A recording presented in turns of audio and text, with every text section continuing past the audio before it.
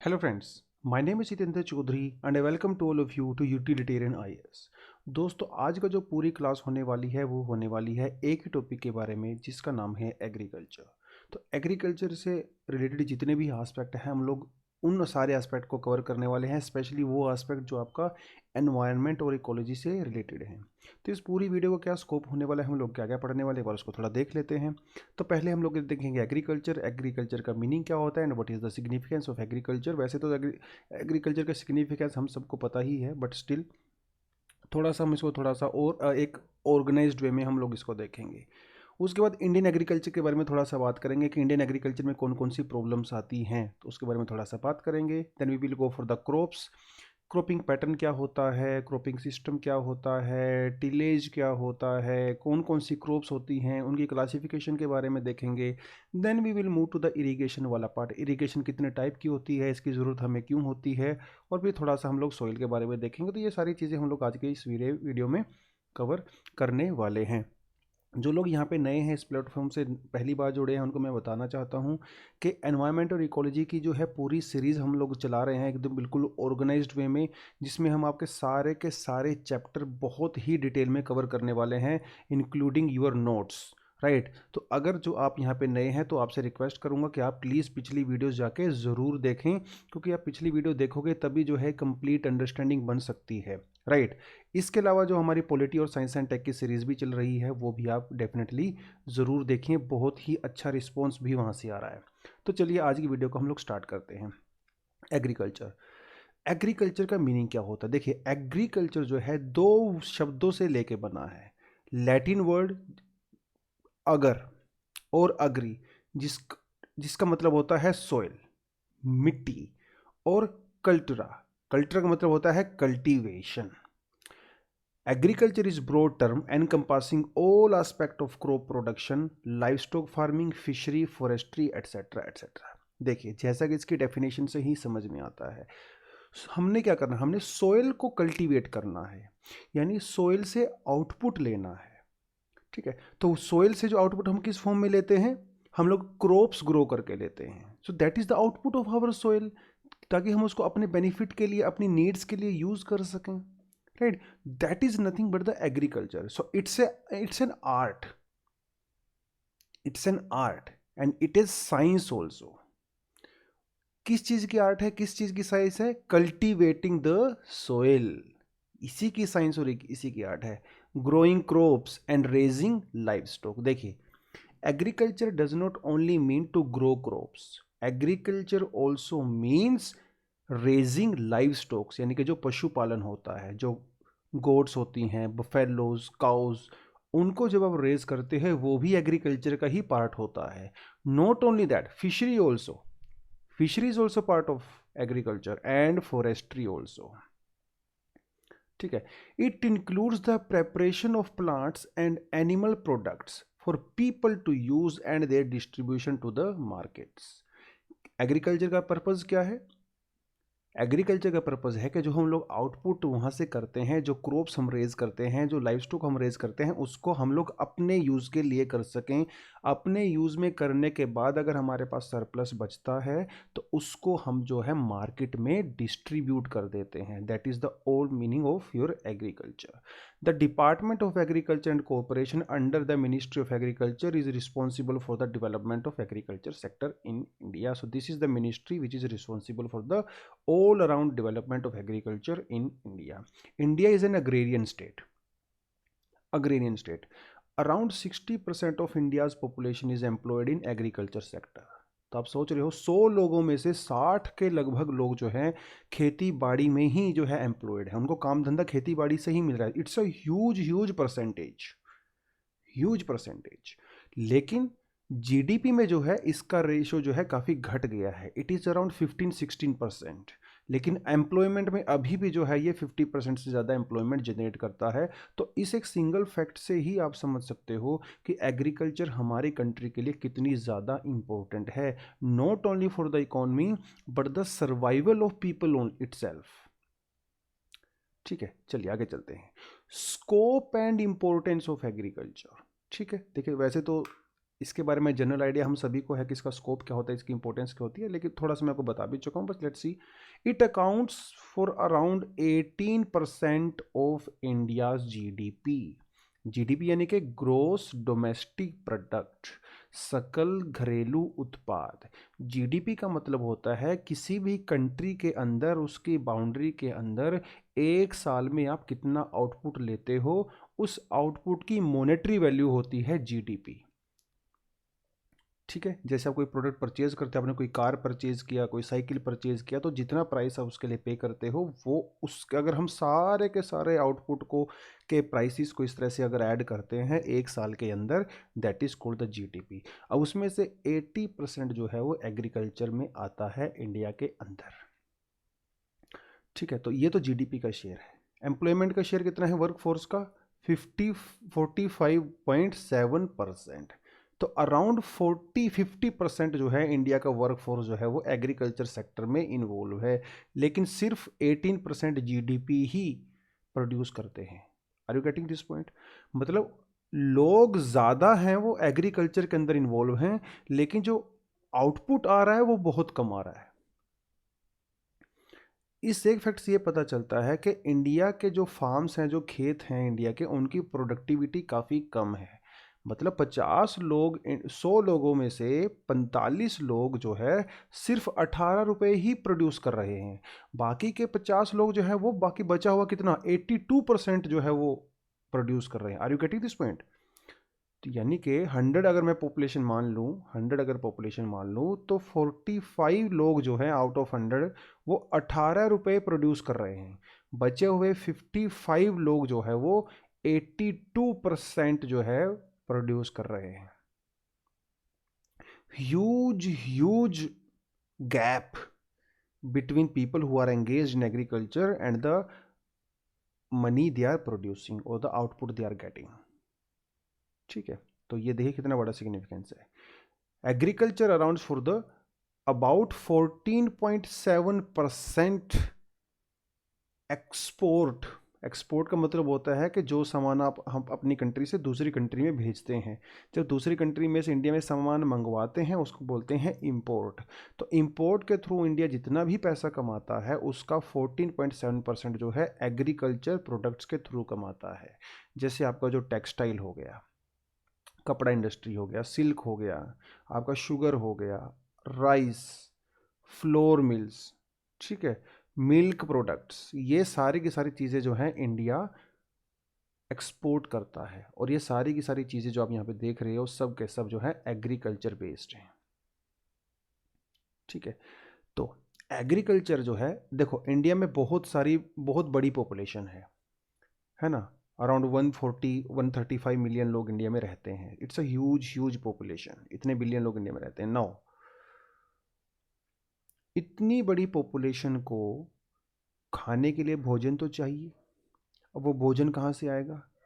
वो तो definitely agriculture sector से ही आएगा। अगर आपके जेब में भोजन होगा तो डेफिनेटली आपकी पॉपुलेशन हेल्दी होगी, और पॉपुलेशन जब हेल्दी होगी तभी वो जो है प्रॉपर तरीके से काम कर पाएगी, तभी वो आपको आउटपुट दे पाएगी, तभी इंडिया की जो है जीडीपी ग्रो करेगी। तो एग्रीकल्चर जो है वो फूड सिक्योरिटी प्रोवाइड कराता है। फूड सिक्योरिटी प्रोवाइड यानी कि जो भूखमरी होती है उसको दूर करता है। लोगों के जो पेट में खाना जाता है उसमें न्यूट्रिशन रहे प्रॉपर तरीके से ताकि लोग ग्रो कर सकें, वो भी ये इंश्योर करता है। एग्रीकल्चर अपने आप में कोई सेपरेट एक फील्ड नहीं है। एग्रीकल्चर के साथ में जो है दूसरे फील्ड भी जो है इसके साथ रिलेटेड हैं। जैसे horticulture is also part of agriculture. Horticulture में हम जो है वेजिटेशन को ग्रो करते हैं। Animal husbandry, it's also part of your agriculture. Dairy products and fisheries also, ठीक है, मछली पालन जो होता है, ये सारी की सारी एक्टिविटीज़ क्या करती हैं, ये हमारे न्यूट्रिशन को तो इंश्योर करती हैं, हमारी हेल्थ को तो इंश्योर करती हैं, हमारी इकोनॉमिक कंडीशन को भी इम्प्रूव करती हैं।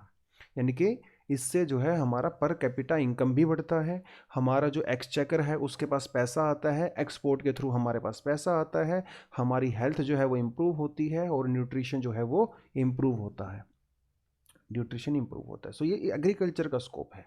इंडिया में एग्रीकल्चर का क्या स्टेटस है, थोड़ा सा देख लेते हैं कुछ इंटरेस्टिंग पॉइंट्स। एग्रीकल्चर जो है वो गवर्नमेंट सेक्टर नहीं है। किसानों के पास जो खेत होते हैं वो उनके अपने प्राइवेट खेत होते हैं, वो सरकार के नहीं होते हैं। तो जो भी खेती बाड़ी किसान करता है वो उसका प्राइवेट मैटर है। तो ये जो एग्रीकल्चर की पूरी इंडस्ट्री है, this is private industry and this is the biggest private sector in India. This is the biggest private sector in India. बहुत ही इंटरेस्टिंग पॉइंट है। और ये एकमात्र ऐसा प्राइवेट सेक्टर है जो टैक्स फ्री है, बिकॉज किसानों के ऊपर किसी भी तरह का टैक्स नहीं लगाया जाता। It's a tax free profession. किसानों का जो आउटपुट होता है उनके ऊपर जो है किसी तरह का इनकम टैक्स नहीं लगाया जाता है। चाहे आपकी इनकम साल में जो है 2 लाख हो, चाहे आपकी साल में इनकम 20 लाख हो, चाहे आपकी साल भर में इनकम 2 करोड़ हो, किसान की पूरी इनकम जो है वो टैक्स फ्री होती है। ठीक है। This is also the biggest unorganised sector in India. Biggest unorganised sector. Unorganised sector का मतलब क्या है? अनऑर्गेनाइज सेक्टर का मतलब होता है जहाँ पे जो पेपर वर्क होता है या जो गवर्नमेंट के जो इंश्योरेंस होते हैं, हेल्थ इंश्योरेंस वगैरह, वो जो सिक्योरिटीज़ होती हैं वो नहीं मिलती हैं। अनऑर्गेनाइज सेक्टर है। बैंकिंग सेक्टर इसमें जो है डायरेक्ट इन्वॉल्व नहीं होता है। That is the meaning of unorganised sector. क्योंकि यहाँ पे जितनी भी एक्टिविटीज़ होती हैं वो आपके पेपर्स के थ्रू नहीं होती हैं, कोई लीगल पेपर्स के थ्रू नहीं होती हैं। ठीक है। अनऑर्गेनाइज सेक्टर है, biggest unorganised sector in India. ठीक है। Productivity of Indian farms is very low. Productivity जो है वो काफ़ी लो है as compare to developed countries. What is the meaning of productivity? Productivity का मतलब होता है कि एक पीस ऑफ लैंड में से जो है आप कितना आउटपुट लेते हो। That is the meaning of productivity. देखिए इसको एक एग्जांपल से समझते हैं। सपोज 1 एकड़ ज़मीन है in Germany and in India. दोनों जगह पे आपने जो है वीट ग्रो किया। यहां पे भी आप वीट ग्रो कर रहे हो, यहां पे भी आप वीट ग्रो कर रहे हो। सपोज फॉर एग्जांपल इंडिया में जो है 1 एकड़ में से जो है 50 टन जो है वो वीट प्रोड्यूस हुआ, 50 टन। उतने ही लैंड में से जर्मनी में जो है it can go up to 200 और 250 टन। मतलब हमारे खेत में जितना प्रोड्यूस होता है डेवलप्ड कंट्री में उसका 3 गुना, 4 गुना, 5 गुना तक जो है वो प्रोड्यूस करते हैं उतने ही लैंड में से। इसका मतलब इंडिया में जो है प्रोडक्टिविटी कम है। इसके बहुत सारे रीज़न हो सकते हैं। इसके रीज़न ये भी हो सकता है कि जो है हम फर्टिलाइज़र का कम यूज़ करते हैं। इसका रीज़न ये भी हो सकता है हम मॉडर्न टेक्नोलॉजी का कम यूज़ करते हैं। इसका रीज़न ये भी हो सकता है कि हम जो बहुत ही अच्छे वाले जो सीड्स होते हैं उनका यूज़ नहीं करते हैं। ठीक है। There can be n number of reasons, but reality यही है। एक पीस ऑफ लैंड में से इंडिया जितना प्रोड्यूस करता है डेवलप्ड कंट्री में उससे कई गुना ज़्यादा प्रोड्यूस होता है। इंडिया की एग्रीकल्चर में एक और बड़ी खास बात यह है कि जो बहुत बिल्कुल भी ठीक बात नहीं है, वो ये है कि इंडिया में जो है सिर्फ और सिर्फ 40% खेतों में ही इरिगेशन की फैसिलिटी है। इरिगेशन की फैसिलिटी जैसे कोई कनाल बना दिया या ट्यूबवेल के थ्रू जो है अंडरग्राउंड वाटर हम निकालते हैं। सिर्फ 40% इंडियन खेतों में ये फैसिलिटी है। बाकी 60% जो एग्रीकल्चर लैंड है इंडिया में वो मॉनसून के ऊपर बेस्ड है, मॉनसून के ऊपर डिपेंडेंट है भैया। What is the meaning of this? It means कि अगर किसी साल मॉनसून कम हो गया तो 60% जो एग्रीकल्चर लैंड है उसमें तो प्रोडक्शन जो है वैसे ही कम हो गई, बिकॉज वो तो मॉनसून के ऊपर डिपेंड कर रहे थे पहले से ही। ठीक है। तो मॉनसून काफ़ी ट्रिकी है। मॉनसून का कोई पर्टिकुलर पैटर्न नहीं है। साल भर में मॉनसून कितना रेनफॉल लेके आएगा इसकी भी कोई गारंटी नहीं होती है। कभी कभी ड्रोट हो जाता है। ठीक है। और कभी कभी जो है एक्सेसिव मॉनसून हो जाती है जिसमें फ्लडिंग आ जाता है। तो 60% एग्रीकल्चर जो लैंड है वो तो काफ़ी रिस्की है। सिर्फ 40% केस में ही आप लोग जो है गारंटेड इरीगेशन दे सकते हो। So this is also one of the I would say biggest factor due to which Indian agriculture farm produce is very low. ठीक है। अब इंडियन एग्रीकल्चर की प्रॉब्लम की बात करते हैं। वैसे तो थोड़ी सी प्रॉब्लम मैं ऑलरेडी आपसे डिस्कस कर चुका हूँ। Poor policy and poor planning. सरकार की तरफ से जो है प्लानिंग बहुत पुअर की जाती है। इवन जो थोड़ी बहुत प्लानिंग की जाती है किसी सरकार के द्वारा, अगली सरकार आके इसको चेंज कर देती है, तो पॉलिसी में कंटिन्यूटी भी नहीं है, कंटिन्यूटी नहीं है। ठीक है। फार्मर के वेलफेयर को जो है प्रॉपर तरीके से प्रमोट नहीं किया जाता। देखिए आपको पहले ही बताया कि प्राइवेट सेक्टर है और अनऑर्गेनाइज सेक्टर है, तो यहाँ पे टैक्स वगैरह भी कलेक्शन नहीं होता है, तो सरकार जो है इसकी तरफ ज़्यादा ध्यान नहीं देती है। अगर यहाँ से टैक्स कलेक्शन होता तो शायद सरकार इसकी तरफ थोड़ा अच्छे से इसको प्रमोट करती। ठीक है। Fragmentation of the land holding, fragmentation का मतलब यह है जैसे किसी के पास 2 एकड़ ज़मीन है, अब वो 2 एकड़ ज़मीन एक जगह पे नहीं है, वो आधा एकड़ कहीं और है, आधा एकड़ कहीं और है, आधा एकड़ कहीं और है, वो बंटी हुई है, फ्रेगमेंटेशन ऑफ लैंड होल्डिंग। और ये बहुत बड़ा रीज़न है इंडिया में फार्म प्रोडक्टिविटी को कम करने का। देखिए, अगर आपके पास सपोज 10 एकड़ ज़मीन है और वो एक ही जगह पे है, तो डेफिनेटली आप जो है इरिगेशन के फैसिलिटी के अंदर आप इन्वेस्ट करोगे, आप ट्रैक्टर खरीदोगे, आप लेटेस्ट मशीन खरीदोगे, अपनी खेत में आप जो है इलेक्ट्रिसिटी का कनेक्शन भी लोगे, क्योंकि आपको पता है अगर ये सारी की सारी चीज़ें आप करोगे तो आपकी खेत का जो है वो प्रोडक्शन बढ़ेगा, आउटपुट बढ़ेगा, इससे आपकी इनकम बढ़ेगी। लेकिन सपोज़ आपके पास 10 एकड़ ज़मीन है लेकिन वो अलग अलग जगह पे है, 1 एकड़ कहीं पे है, 2 एकड़ कहीं और है, आधा एकड़ कहीं और है, तो क्या आप जो है इन्वेस्टमेंट करोगे? आप बिल्कुल भी नहीं करोगे, क्योंकि उसमें आपका इंसेंटिव नहीं है। आपकी इनपुट कॉस्ट बहुत ज़्यादा आ जाएगी जबकि उतना आउटपुट है नहीं। तो फ्रेगमेंटेशन ऑफ लैंड जो है इंडिया में बहुत बहुत बड़ी प्रॉब्लम है। और सिर्फ फ्रेगमेंटेशन ही नहीं है, इंडिया में इनका रिकॉर्ड भी नहीं है। तो अभी खैर हम लोग डिजिटाइज कर रहे हैं रिकॉर्ड्स को, but let's see when it happens. ठीक है। Existence of small and marginal farmers, India में जो है 80% से ज़्यादा फार्मर जो है वो स्मॉल और मार्जिनल फार्मर्स हैं, मतलब जिनके पास 1 एकड़ से भी कम ज़मीन है। अब आप सोचिए, जब इतने फार्मर्स के पास इतनी कम ज़मीन होगी तो क्या उसमें वो लोग इन्वेस्टमेंट कर पाएंगे? बिल्कुल भी नहीं करेंगे। उनकी प्रोडक्टिविटी वैसे भी लो है। क्या वो बैंक से क्रेडिट ले पाएंगे? बिल्कुल भी नहीं ले पाएंगे। क्या उनके पास सरप्लस होगा? अभी सरप्लस तो कहाँ से होगा? अरे सरप्लस के लिए आपको बड़ा लैंड होल्डिंग चाहिए ना, अब उनके पास इतना कम लैंड होल्डिंग है तो सरप्लस भी नहीं होगा। तो जितना भी वो थोड़ा बहुत प्रोड्यूस करते हैं छोटे किसान, वो अपनी फैमिली में ही उसको कंज्यूम कर लेते हैं। So they don't have anything access to sell in the market.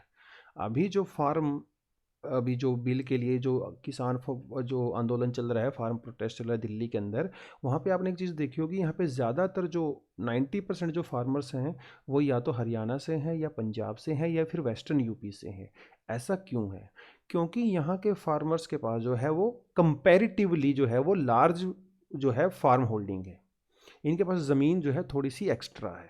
क्योंकि इनके पास ज़मीन थोड़ी सी एक्स्ट्रा है तो ये पर्सनल कंजप्शन करने के बाद भी इनके पास थोड़ा बहुत सरप्लस बच जाता है, जिसको ये मंडी में बेचते हैं, जिसको ये मंडी में बेचते हैं।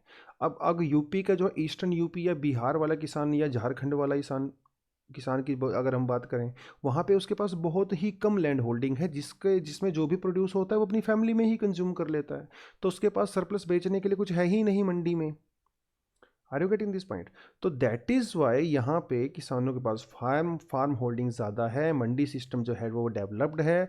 Now they think that these new farm laws are infiltrating और trying to change their status quo, that is why they are protesting. उनको ऐसा लगता है कि इसकी वजह से उनका जो है मार्केट में जो बहुत समय से सिस्टम चला रहा है वो डिस्टर्ब हो जाएगा। बट ओवरऑल इंडिया में जो है 80-85% जो फार्मर्स हैं they are small and marginal farmers. ठीक है। देखिए इस पॉइंट के बारे में हम लोग बात पहले ही कर चुके हैं। इंडिया में जो एग्रीकल्चर है वो रेनफॉल के ऊपर डिपेंड करती है, मॉनसून के ऊपर डिपेंड करती है, क्लाइमेट के ऊपर डिपेंड करती है, यानी कि कोई श्योरिटी नहीं है। आपने अगर आप खेती बाड़ी कर रहे हो तो उसमें जो आउटपुट होगा उसकी कोई श्योरिटी नहीं है, क्योंकि आपके खेत में जो भी आप उगा रहे हो वो उसके पास आपके पास इरिगेशन तो है नहीं, मॉनसून के ऊपर डिपेंड करता है, क्लाइमेट के ऊपर डिपेंड करता है। इंडिया में जो मॉनसून है वो बहुत ही ट्रिकी है, अगर मॉनसून ने धोखा दे दिया समझ लो आपकी फसल ने भी धोखा दे दिया। Lack of easy target, lack of easy credit to agriculture and the dependency on the money lenders, ये भी बहुत बड़ी समस्या है भैया इंडिया में। देखिए क्रेडिट, इजी क्रेडिट का मतलब क्या है? इजी क्रेडिट का मतलब ये है, अगर किसान को ट्रैक्टर खरीदने के लिए, इलेक्ट्रिसिटी का बिल का कनेक्शन लेने के लिए या इरिगेशन फैसिलिटीज़ को इम्प्रूव करने के लिए उसको पैसा चाहिए, तो वो पैसा कहाँ से लेगा? तो डेफिनेटली वो पैसा लेने के लिए तो उसको, अगर देखा जाए तो उसको बैंक में जाना चाहिए, लेकिन वो बैंक में नहीं जाता है due to many reasons. First of all, most of the farmers do not have proper papers of their fields. तो जब प्रॉपर पेपर नहीं होंगे तो बैंक जो है वो उनसे लोन देगा नहीं, क्योंकि कोलेटरल के लिए बैंक तो जो है वो पेपर रखता है, because they don't have paper so they can not do पे कोलेटरल, इसलिए वो बैंक में जाते नहीं हैं। दूसरा, पेपर वर्क काफ़ी कॉम्प्लिकेटेड होता है and most of the farmers are illiterate, तो they are scared of the paper work, तो इसलिए भी वो वहाँ पे नहीं जाते क्योंकि बहुत ज़्यादा फॉर्मल चैनल है। जबकि इसके अपोजिट मनी लेंडर जो हैं, money lenders, they don't get don't get involved in any sort of form paperwork or something like that. Process बहुत सिंपल है, बिकॉज किसान और मनी लेंडर आपस में एक दूसरे को काफ़ी समय से जानते हैं, तो किसान जैसे ही बोलता है मनी लेंडर उसको बिना किसी खास पेपर वर्क के पैसा दे देता है, ईजी मनी है, क्योंकि they have personal relationship also. हालांकि मनी लेंडर जो चार्ज करता है इंटरेस्ट रेट वो बैंक के कंपैरिजन में काफ़ी ज़्यादा करता है, लेकिन मनी लेंडर के पास जो है किसान कभी भी जा सकता है और वो उसको पैसा दे देता है। ठीक है, तो इजी क्रेडिट इंडिया में नहीं मिलता है, इसलिए एग्रीकल्चर सेक्टर में इन्वेस्टमेंट भी नहीं हो पाता है। लो प्रोडक्टिविटी ऑफ लैंड, इसके बारे में मैं ऑलरेडी बात कर चुका हूँ। इंक्रीजिंग ऑफ डिसगाइज्ड अनएम्प्लॉयमेंट, अब ये डिसगाइज्ड अनएम्प्लॉयमेंट के बारे में भी इनडायरेक्टली मैं ऑलरेडी बात कर चुका हूँ। देखिए क्या होता है, let me erase this first. Sorry, होता क्या है, देखिए सपोज किसी फैमिली के पास जो है वो एक फार्म है 1 एकड़, सपोज 1 एकड़। नाउ उस फैमिली के अंदर जो है 5 लोग हैं, ठीक है। अब just because they are illiterate, they don't have any skills, so उनकी मजबूरी है कि वो पांचों के 5 लोग जो हैं इस खेत में काम करते हैं। हालांकि इस खेत में सिर्फ एक ही पर्सन की रिक्वायरमेंट है, लेकिन 4 लोग जो है काम कर रहे हैं यहाँ पे एक्स्ट्रा, क्योंकि they don't have any other employment, either they are unskilled, they are illiterate, और they are not able to find any other job. तो जहां पे एक आदमी को काम करना चाहिए था वहां पे 5 लोग काम कर रहे हैं। देखने में तो ऐसा लग रहा है कि वो लोग काम कर रहे हैं, लेकिन एक्चुअल में दे आर अनएम्प्लॉयड। इसको कहते हैं डिसगाइज्ड अनएम्प्लॉयमेंट, जो इंडिया में बहुत बड़ी प्रॉब्लम है, स्पेशली एग्रीकल्चर सेक्टर में। नेक्स्ट पॉइंट देखिए, कहता है disorder in market of agriculture products. Marketing की भी बहुत सारी समस्या है इंडिया में यहाँ पे, इसलिए उनको जो है प्रॉपर प्राइस नहीं मिल पाता है। Weak land reformation, lack of mechanisation, introduction of the latest technology नहीं है हमारे पास अभी भी। हम लोग जो है वो पुराना बैलगाड़ी से ही जो है वो हल जोत रहे हैं कि बैलों से, पुरानी टेक्नोलॉजी का यूज़ कर रहे हैं। तो जब पुरानी टेक्नोलॉजी का यूज़ करोगे तो प्रोडक्टिविटी कहाँ से आएगी, है ना। तो ये सारी की सारी प्रॉब्लम है। किसानों में अवेयरनेस की भी बहुत प्रॉब्लम है, अवेयर नहीं है, इलिटरेट हैं। अगर गवर्नमेंट कोई स्कीम चला भी रही है तो उनको पता ही नहीं चलता कौन सी स्कीम उनके लिए बेनिफिशियल है। अगर पता भी लग जाए तो उनको पता नहीं है कि इसका कैसे बेनिफिट उठाना है।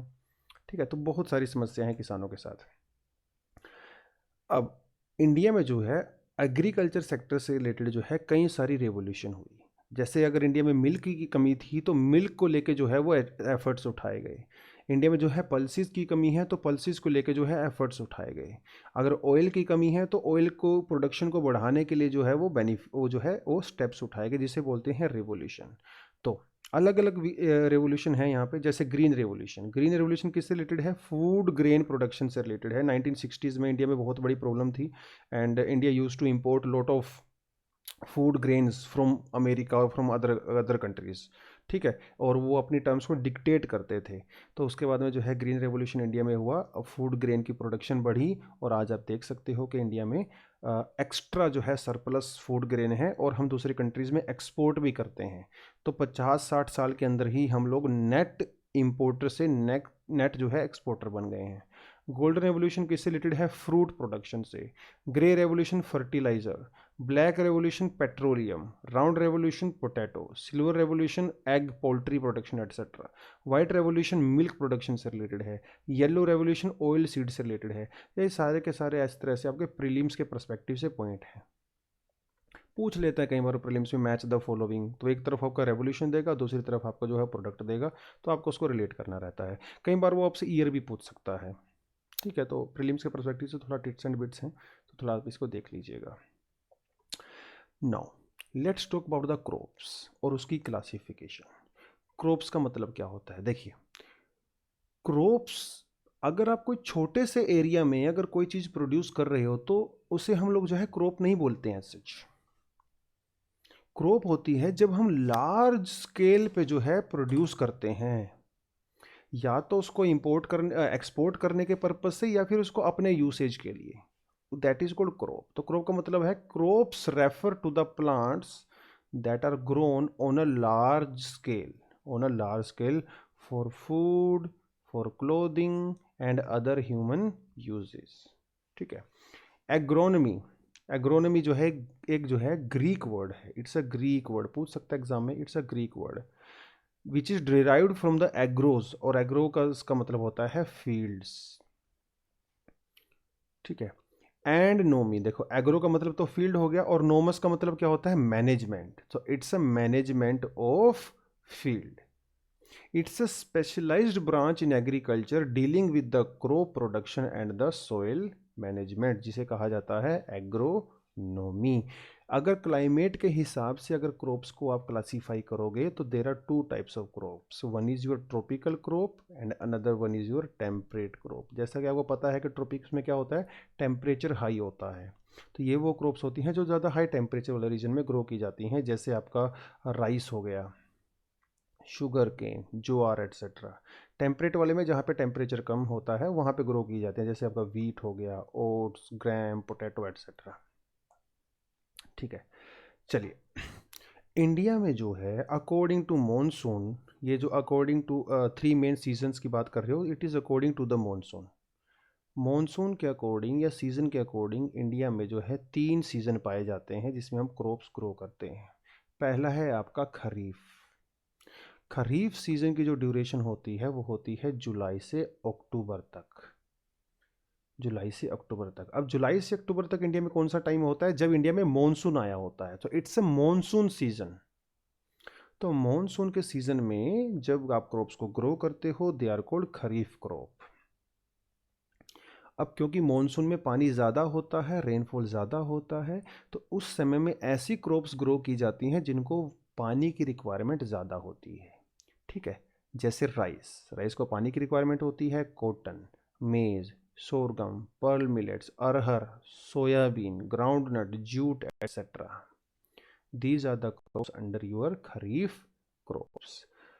अब रह गया आपका राबी। राबी का शुरुआत होती है अक्टूबर से मार्च तक, यानी कि रिटर्निंग मॉनसून। ठीक है, देखिए जुलाई से अक्टूबर और अक्टूबर से मार्च। अक्टूबर से मार्च वो समय होता है इंडिया में जब मॉनसून जो है वो वापस जा रही होती है, और you would say winter time होता है, विंटर। ठीक है, तो विंटर मॉनसून वाला टाइम है जब इंडिया में जो है नॉर्थ ईस्ट की तरफ से विंड चलती हैं, इस तरह से, और समर में जो है वो साउथ वेस्ट की तरफ से विंड चलती हैं, इस तरह से। तो ये रिटर्निंग, यह कि आप बोल सकते हो विंटर मॉनसून की बात कर रहा है, returning monsoon, winter monsoon, north east monsoon, जो भी आपका मन करे वो बोल सकते हो।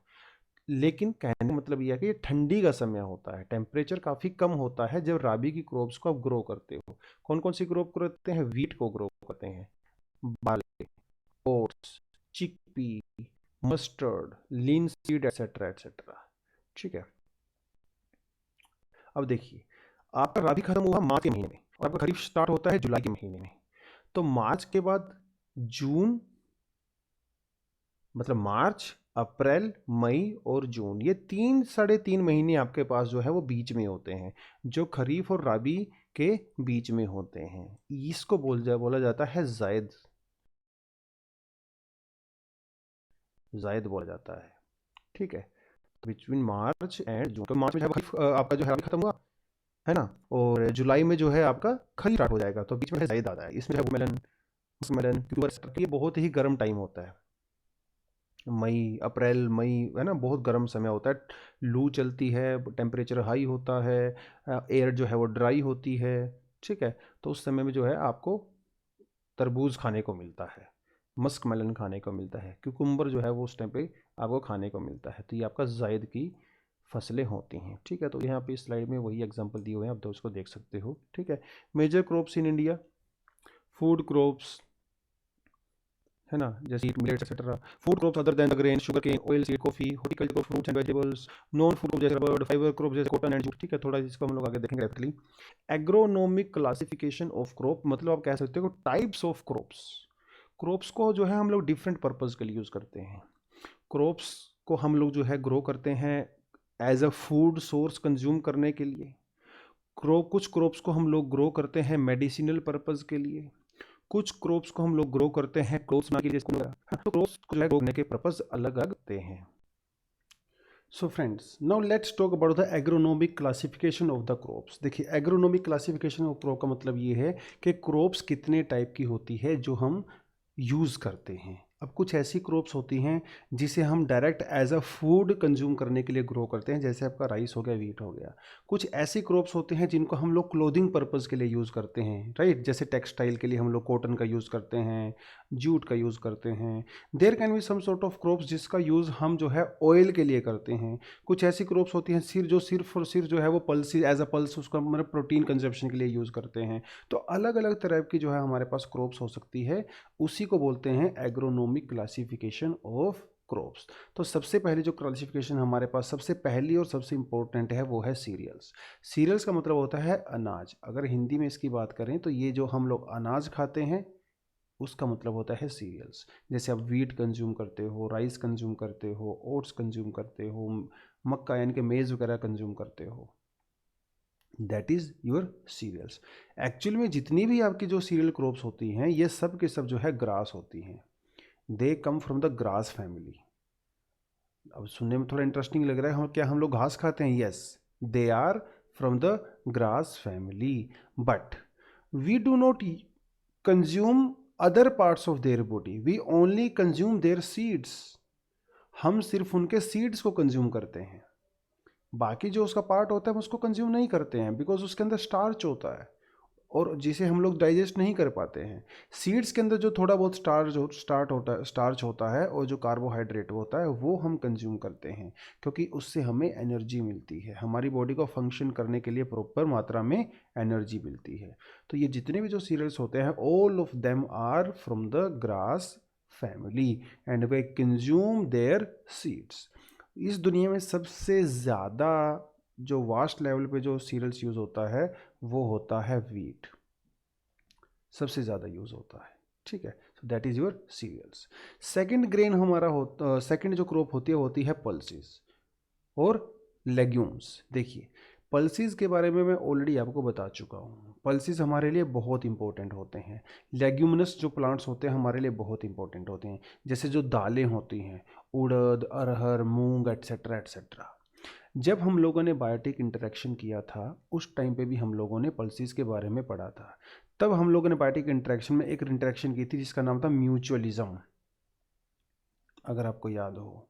म्यूचुअलिज्म, म्यूचुअलिज्म के अंदर क्या था कि इसके अंदर दो ऑर्गेनिजम्स के बीच में जो है एक सिम्बायोटिक रिलेशनशिप होता है, जिसमें दोनों पार्टीज जो इन्वॉल्व होती हैं दोनों को उसमें बेनिफिट होता है। तो जो लेग्यूमस जो प्लांट्स होते हैं हमारी, जो दालें वगैरह होती हैं, जैसे आपका सोयाबीन, मूंग, अरहर की दाल, वो सब, इनके जो रूट्स होते हैं, इनके रूट्स में एक बैक्टीरिया पाया जाता है, जैसे rhizobium. Rhizobium is a name of a bacteria. अब ये बैक्टीरिया क्या करता है? देखिए, एटमॉस्फेयर के अंदर जो है वो 70% से ज़्यादा नाइट्रोजन है, लेकिन फिर भी इतनी अबंडेंट होने के बावजूद भी वो नाइट्रोजन को प्लांट जो है वो डायरेक्टली यूज़ नहीं कर सकते हैं। इसलिए प्लांट्स को जो है उस नाइट्रोजन को फिक्स करना पड़ता है, उसको अमोनिया में कन्वर्ट करना पड़ता है या फिर उसको नाइट्रेट में कन्वर्ट करना पड़ता है। अब वो प्लांट वो काम खुद नहीं करते हैं, वो कौन करता है? बैक्टीरिया करता है, जो उनकी रूट्स के अंदर रहता है। तो वो जो बैक्टीरिया है वो एटमॉस्फेयर से नाइट्रोजन को लेके उसको कंज्यूम करने लायक बनाता है, और जो प्लांट होता है वो उस बैक्टीरिया को जो है शेल्टर प्रोवाइड कराता है, उसको फूड प्रोवाइड कराता है। इसे बोला जाता है म्यूचुअल रिलेशनशिप, और म्यूचुअल रिलेशनशिप के अंदर जो है दोनों पार्टीज़ को बेनिफिट होता है। तो इससे एक बात हमें पता चल गई कि जो पल्सेस होती हैं इनकी रूट्स के अंदर जो है ज़्यादा नाइट्रोजन पाया जाता है। तो किसी अगर फार्म में, किसी खेत में अगर आप पल्सेस को ग्रो करते हो तो वो वहाँ की जो सोइल होती है वो न्यूट्रिएंट रिच हो जाती है, और मतलब वो नाइट्रोजन रिच हो जाती है। और नाइट्रोजन जो है एक फर्टिलाइज़र का काम भी करता है बहुत शानदार तरीके से। ठीक है, तो अगर पल्सेस के बाद अगर आप किसी और दूसरी अगर क्रॉप को ग्रो करते हो तो डेफिनेटली वो ज़्यादा ग्रो करती है, क्योंकि वहाँ की जो सोइल होती है वो बहुत रिच होती है। ठीक है, तो इसके बारे में थोड़ा सा ये बता रखा है। जो बैक्टीरिया के बारे में थोड़ा सा मैंने आपको ऑलरेडी बता दिया। इंडिया जो है, India is the largest producer of pulses. देखिए इंडिया में जो है अराउंड 50% पॉपुलेशन जो है वो वेजिटेरियन है। तो क्योंकि उन लोगों को जो है जो एनिमल सोर्स होता है प्रोटीन का, वहाँ से उस सोर्स को वो लोग यूज़ नहीं करते हैं, तो वो क्या करते हैं, वो प्लांट बेस्ड प्रोटीन कंज्यूम करते हैं, और प्लांट बेस्ड प्रोटीन जो आपका पल्सिस से आपको मिलता है। तो इंडिया की पॉपुलेशन बहुत ज़्यादा है। इंडिया जो है वो पल्सिस को सबसे ज़्यादा मात्रा में प्रोड्यूस करता है, लेकिन बिकॉज इंडिया की पॉपुलेशन ज़्यादा है इसीलिए जो है हम लोग उसको को कंज्यूम कर लेते हैं। उसको कंज्यूम करने के बाद भी हमें जो है और ज़्यादा ज़रूरत पड़ती है, इसीलिए हम जो है इंपोर्ट करते हैं। India is the largest producer but it is also the largest consumer, and that is why we import lot of pulses from outside countries। ठीक है, को pulses के एग्जाम्पल यहाँ पे देख सकते हो आप, तूर, उड़द, मूंग, मसूर एट्सेट्रा। ठीक है, फोरेज क्रॉप्स। फोरेज क्रॉप्स का मतलब वो होता है जो जानवरों को जो है एज अ फूड उनको खिलाने के लिए यूज़ करते हैं। फोरेज का मतलब बेसिकली वो होता है, मतलब अगर इसको हिंदी में बात करो तो इसको बोल सकते हैं हम लोग चारा, चारा बोल सकते हैं। ठीक है, जो एनिमल्स जो है कंज्यूम करते हैं, लाइव स्टॉक्स के कंजम्पशन के लिए इसको यूज़ करते हैं। नेक्स्ट जो हमारा होता है वह है रूट और ट्यूबर क्रॉप्स। रूट और ट्यूबर क्रॉप्स होती हैं वो क्रॉप्स होती हैं जो ज़मीन के अंदर जो है ग्रो करती हैं, और ज़मीन के अंदर से निकाल कर उसको हम लोग कंज्यूम करते हैं। These are the crops that are grown to obtain their enlarged edible storage root. इनकी जो जड़ें होती हैं वो कंज्यूम करने लायक होती हैं, उसको हम लोग कंज्यूम करते हैं as a source of food. ठीक है, जैसे एग्जांपल यहाँ पे दे रखा है, जैसे onion, garlic, groundnut, potato, radish, carrot and turnip etcetera etcetera. क्योंकि ये ज़मीन के अंदर उगाई जाती हैं, उनकी जो जड़ें होती हैं वो काफ़ी बड़ी बड़ी हो जाती हैं, जिसे हम एज अ फूड यूज़ करते हैं। मोस्टली जो ये क्रॉप्स होती हैं, जो रूट और ट्यूबर क्रॉप्स होती हैं, वो आपका ठंडे सीजन में ग्रो करती हैं, विंटर टाइम में ग्रो करती हैं। ठीक है, जैसे आजकल समर विंटर चल रही है तो गाजर होती है जो है ना वो सस्ती हो जाती है बिकॉज बहुत ज़्यादा ग्रो करते हैं। शलजम जो है वो ग्रो की जाती है, ग्राउंड नट जो है वो ग्रो किया जाता है आजकल। ठीक है, so that is the thing. एक और आती है हमारी फाइबर क्रॉप्स। फाइबर क्रॉप्स वो क्रॉप्स होती हैं जो टेक्सटाइल के लिए यूज़ की जाती है, टेक्सटाइल के लिए, कपड़ा वगैरह बनाने के लिए यूज़ की जाती है, जैसे कॉटन का कपड़ा बनाया जाता है। ठीक है, टेक्सटाइल के यूज़ होती हैं। रस्सी यानी कि रोप वगैरह बनाने के लिए यूज़ की जाती है, लिनन के लिए यूज़ की जाती है, पेपर प्रोडक्ट्स बनाने में उसका उसका यूज़ होता है। तो यहाँ पे जो पिक्चर देख रहे हो ये कॉटन की पिक्चर है। अब यहाँ पे कॉटन ग्रो कर रहे हैं। These are the crops that are grown for the commercial purpose only because they can not be consumed for the food. So commercial purpose के लिए इसको हम लोग यूज़ करते हैं ताकि इसको मार्केट में हम लोग बेच सकें। तो बेसिकली बेचने के पर्पज़ से इसको यूज़ किया जाता है। ठीक है, जैसे आपका कॉटन हो गया, आपका हेम्प हो गया, जूट हो गया, जो जूट के बैग वगैरह बनाए जाते हैं, जो सैक होती है यानी कि बोरियां जो होती हैं मंडी में यूज़ करते हैं वो सब बनाए जाते हैं, कैरी बैग्स बनाए जाते हैं जूट का, है ना। एंड जूट के में जो है India is one of the largest producer of jute in the world. Next जो क्रॉप्स होती है हमारी वो वेजिटेबल क्रॉप्स होती हैं। ठीक है, तो जैसे आपका pumpkin, squash, eggplant, okra, lady finger etcetera etcetera, है ना। तो और ये they are full of vitamins also, है ना। तो बहुत सारे विटामिन होते हैं इनके अंदर, तो इसीलिए डॉक्टर आपको सजेशन देते हैं टाइम टू टाइम कि हरी सब्जियां खाया करो, क्योंकि हरी सब्जियों के अंदर विटामिन होते हैं, बहुत ही इंपॉर्टेंट होते हैं आपके जो है बॉडी की ग्रोथ के लिए, हार्मोनल ग्रोथ के लिए। नेक्स्ट जो क्रॉप होती है वो होती है हमारी शुगर क्रॉप, जो जनरली स्वीट जो है के एक्सट्रैक्ट करने के लिए यूज़ की जाती है। एग्जांपल आप देख सकते हो जैसे शुगर, गुड़, है ना, खंडसारी एंड मोलसिस, ये इसकी कुछ एग्जांपल्स हैं। शुगर में काफ़ी रिच होती हैं, शुगर सब्सटेंस काफ़ी ज़्यादा होता है, ठीक है। इनके अलग अलग पार्ट से जो है हम लोग शुगर को एक्सट्रैक्ट करते हैं, ठीक है। एग्जांपल जैसे sugarcane, sugar beet, sugar maple, palm, dahlia, sweet sorghum etcetera etcetera, ठीक है। इंडिया जो है वो शुगर केन का सेकंड लार्जेस्ट प्रोड्यूसर है, सेकंड लार्जेस्ट प्रोड्यूसर है, और फर्स्ट प्रोड्यूसर जो है वो है ब्राज़ील, ठीक है। और ये जो है हर तरह की सोइल में इनको ग्रो किया जा सकता है, ऑल वैरायटीज़ ऑफ सोइल, ठीक है। लेकिन कंडीशन एक ही है कि वो जो सोइल है वो वहाँ पे इरिगेशन अच्छी होनी चाहिए, ठीक है, इरिगेशन अच्छी होनी चाहिए। तो और लेकिन इसके अंदर एक रिक्वायरमेंट और होती है, इन जो जितनी भी हमारे पास शुगर क्रॉप्स होती हैं इनके अंदर जो है लेबर वर्क काफ़ी ज़्यादा करना पड़ता है, लेबर वर्क, तो मैनुअल लेबर की काफ़ी ज़्यादा रिक्वायरमेंट होती है यहाँ पे। एक आती है ड्रग्स क्रॉप, ठीक है, जैसे ओपियम, कैनबिस, मोस्टली दुनिया की मोस्टली कंट्री में इनको ग्रो करना जो है इलीगल है, इलीगल। लेकिन मेडिसिनल पर्पस के लिए जो है कहीं कहीं इनको परमिशन, गवर्नमेंट की परमिशन लेके ग्रो किया जा सकता है, ठीक है, बट मोस्टली केसेस में ये इलीगल ही है। लेकिन जैसे टोबैको, मोस्टली कंट्रीज़ में जो है टोबैको इलीगल नहीं है, लेकिन एक क्वांटिटी से ज़्यादा अगर आप अपने टोबैको को ग्रो करते हो तो वो भी डेफिनेटली इलीगल हो जाता है। टोबैको को कंज्यूम करना इलीगल नहीं है, दूसरी ड्रग्स को कंज्यूम करना इलीगल है, ठीक है। तो हमारी कंट्री में भी कई जगह पे टोबैको ग्रो होता है, लेकिन वो सरकार की परमिशन के साथ, ठीक है। रबड़ क्रॉप्स, कुछ क्रॉप्स को हम जो है रबड़ को लेने के लिए करते हैं, जैसे ग्वायल, कोक्सीगिस, मैनीहोट, कुछ इसके एग्जांपल्स आप यहाँ पे देख सकते हो। इंडिया के अंदर जो है केरला में बहुत ज़्यादा रबड़ प्रोड्यूस होता है, लार्जेस्ट रबड़ producing state in India is Kerala, ठीक है। तो रबड़ के ट्री से इसको किया जाता है। जो ये जो ट्री है जैसे अब यहाँ पे देख सकते हो, इसके अलग अलग पार्ट से जो है रबड़ को लिया जाता है, ठीक है, फिर उसको प्रोसेस किया जाता है, उसके बाद उसको फाइनल प्रोडक्ट बन के तैयार होता है। सो दैट इज़ योर रबड़ क्रॉप्स। एक होती है हमारी oil seed crops, generally oil को एक्सट्रैक्ट करने के लिए यूज़ किया जाता है, ठीक है। जैसे एग्जांपल यहाँ पे दिए हुए हैं, अलग अलग एग्जांपल यहाँ पे दिए हुए हैं, ठीक है। So they are use for industrial purpose as well as edible purpose also, तो मतलब पर्सनल कंजप्शन के लिए भी हम लोग इसको ग्रो करते हैं और इंडस्ट्रियल पर्पज़ के लिए भी इसको हम लोग ग्रो करते हैं, ठीक है। जैसे sunflower, brassica, canola, coconut, oil palm, rapeseed etcetera etcetera, ठीक है। तो ये these are some of the examples, ठीक है। कुकिंग पर्पज़ के लिए इसका हम लोग काफ़ी यूज़ करते हैं। एक होती है हमारे पास जैसे प्लांटेशन क्रॉप होती हैं, जैसे T is a plantation crop, coffee is also plantation crop. T और कॉफ़ी को इंडिया में जो है ब्रिटिशर्स ने जो है इंट्रोड्यूस किया था, और आज इंडिया को जो नेशनल ड्रिंक है, नेशनल ड्रिंक इंडिया का जो है वो है टी, है ना। But this T was introduced by the Britishers, इससे पहले तो हमें टी के बारे में पता ही नहीं था, तो T was introduced by the Britishers, ठीक है। कहाँ पे टी ग्रो करती है? ट्री ग्रो करती है ह्यूमिड क्लाइमेट में, जहाँ पे जो है क्लाइमेट वेट होता है, जहाँ पे ह्यूमिडिटी काफ़ी ज़्यादा होती है, वहाँ पे ये ग्रो करता है। और जहाँ पे डिस्ट्रीब्यूशन, जो रेनफॉल का डिस्ट्रीब्यूशन है वो भी इक्वल होता है, यानी कि ऐसा नहीं है कि यहाँ पे रेनफॉल ज़्यादा है वहाँ पे बहुत कम है, नहीं, रेनफॉल का डिस्ट्रीब्यूशन भी जो है इक्वल ही होना चाहिए।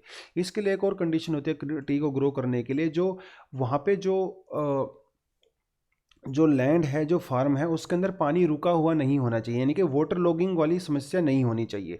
रेनफॉल ज़्यादा होना चाहिए लेकिन वो पानी रुकना नहीं चाहिए, इसीलिए इसको जो है पहाड़ों के स्लोप्स पे ग्रो किया जाता है, क्योंकि स्लोप्स पे क्या होता है, बारिश ज़्यादा होती है लेकिन वो पानी रुकता नहीं है, वो बहता रहता है, ठीक है।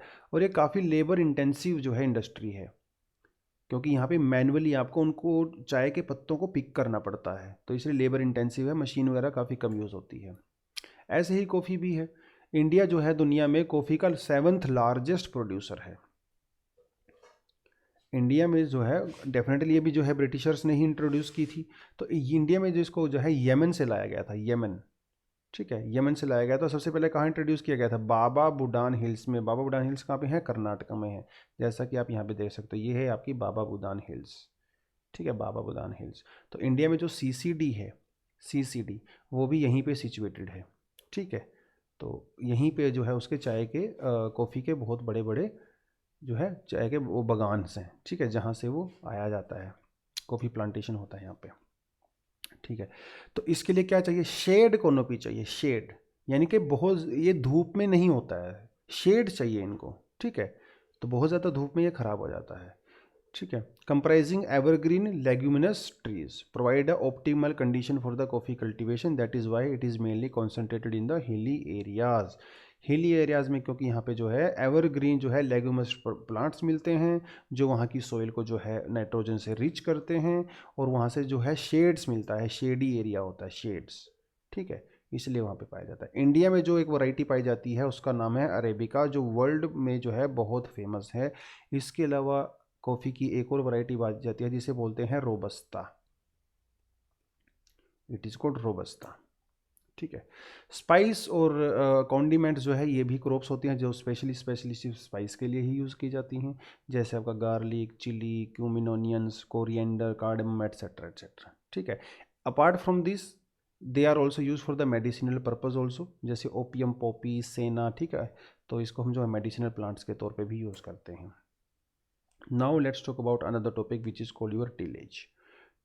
टीलेज का देखिए मतलब क्या होता है, जब भी आप कोई क्रॉप्स को ग्रो करते हो तो क्रॉप्स को ग्रो करने से पहले आपको अपने फील्ड को प्रिपेयर करना पड़ता है ना। प्रिपेयर को उसको फील्ड को प्रिपेयर करना पड़ता है। फील्ड को प्रिपेयर करने का मतलब क्या है, सोइल को प्रिपेयर करना। तो you need to prepare your soil. Soil को आप प्रिपेयर कैसे करते हो, उसकी प्लोइंग करते हो, है ना, उसकी प्लोइंग करते हो, उसको उलट पलट करते हो, उसको उसको ताकि उसके अंदर से प्रॉपरली जो है एयर वो एकदम से निकल जाए, है ना, उसके अंदर जो है ऑक्सीजन मिक्स हो जाए, उसके अंदर जो थोड़े बहुत जो हार्मफुल जो वीड है वो निकल के बाहर हो जाए, ठीक है। इसीलिए हम जो है सोइल को तैयार करते हैं, और सोइल को तैयार करते हैं इस प्रोसेस का नाम होता है टीलेज। देखिए यहाँ पे ये किसान जो है इसको तैयार कर रहा है ना, अपने हल जोत के बैल में जो है ये देखिए यहाँ पे इसको अपनी जो ज़मीन है इसको टिल कर रहा है, इसे बोलते हैं टिलेज। अपनी सोइल को तैयार कर रहा है ताकि वो अगली क्रॉप को यहाँ पे ग्रो कर सके, ठीक है। तो tillage is agriculture preparation of soil by mechanical agitation of various types such as digging करते हैं, स्टीरिंग करते हैं, उसको मिलाते हैं इधर उधर, ओवर टर्निंग करते हैं। तो ऐसी कुछ तरीके हैं जिसके जो है हम लोग अपनी सोइल को प्रिपेयर करते हैं, digging, steering and over turning, ठीक है। शोवलिंग करते हैं, वो फावड़ा टाइप का होता है, उस फावड़े से कस्सी से, ठीक है, उसको जो है शोवल करते हैं। पिकिंग करते हैं, ठीक है, होइंग करते हैं, रेकिंग करते हैं। तो ये सारे के सारे प्रोसेस हैं जिसकी वजह से हम लोग टेलिंग करते हैं। आपको ये प्रोसेस के नाम याद रखने की कोई ज़्यादा ज़रूरत नहीं है, बट आपको टिलिंग का कॉन्सेप्ट जो है बेसिक सा पता होना चाहिए, ठीक है। Tillage is a mechanical manipulation of soil, है ना। देखो ये मैकेनिकली तो कर रहे हैं, चाहे आप ट्रैक्टर का यूज़ करके करो, चाहे आप बैलों का यूज़ करके करो, हल का यूज़ करके करो, ये सब का सब जो है मैकेनिकल टिलेज हो रही है, ठीक है, ताकि जो बीज होता है अगली क्रॉप का वो प्रॉपरली जो है वो जम जाए, प्रॉपरली ग्रो करे, that is the meaning of that. अब इसका ऑब्जेक्टिव क्या होता है, ऑलरेडी हम लोग ऑब्जेक्टिव तो देख ही चुके हैं। गुड सीड बेड, ठीक है, ताकि सीड जो है वहाँ पे प्रॉपर से सेटल हो जाए। Better growth of the crop, क्योंकि अगर सोइल को आप अच्छे से उसको टिलेज कर दोगे तो उसके अंदर ऑक्सीजन जो है वो प्रॉपरली मिक्स हो जाती है, ऑक्सीजन मिक्स होगी तो प्लांट्स की ग्रोथ भी जो अच्छी होती है, ठीक है। वीड्स को कंट्रोल करने के लिए जो आपकी सोइल के अंदर जो अनवांटेड जो प्लांट्स होते हैं, जो वीड होती है, आप जब उसकी टिलेज करते हो तो वो सब के सब डिस्ट्रॉय हो जाते हैं, ठीक है, आप उनकी जड़ें निकल जाती हैं, तो अगली जो क्रॉप होती है वो लोग ग्रो नहीं कर पाते हैं। तो that is the benefit of tillage, ठीक है। ज़्यादा रेन वाटर एब्जॉर्ब हो सकता है, अगर आपकी सोइल जो है वो हार्ड होगी, ऊपर से अगर वो एकदम से जो है हार्ड होगी तो क्या होगा, जो वाटर होता है वो निकल जाता है वहाँ से, है ना। लेकिन अगर आप प्रॉपरली टिलेज करते हो तो वो सोइल जो है वाटर को ज़्यादा एब्जॉर्ब कर सकती है, ठीक है। सोइल की जो है एरेशन होता है, एरेशन मतलब वही है, उसमें से हवा निकल जाती है, जो ऑक्सीजन होती है वो उसमें मिक्स हो जाती है, वो सारी की सारी चीज़ें होती हैं इसमें, ठीक है। So now let's talk about the types of tillage. देखिए टिलेज का मतलब हमें पता है, तो टिलेज दो तरह का होता है, एक होता है ऑन सीजन टिलेज और एक होता है of season tillage. On season tillage का मतलब होता है जो टिलेज उसी सीजन में जो है की जाती है और उसी सीजन की क्रॉप के लिए की जाती है, that is on season tillage. Tillage operations that are done for the raising crops in the same season at the onset of the crop season which are known as the seasonal tillage.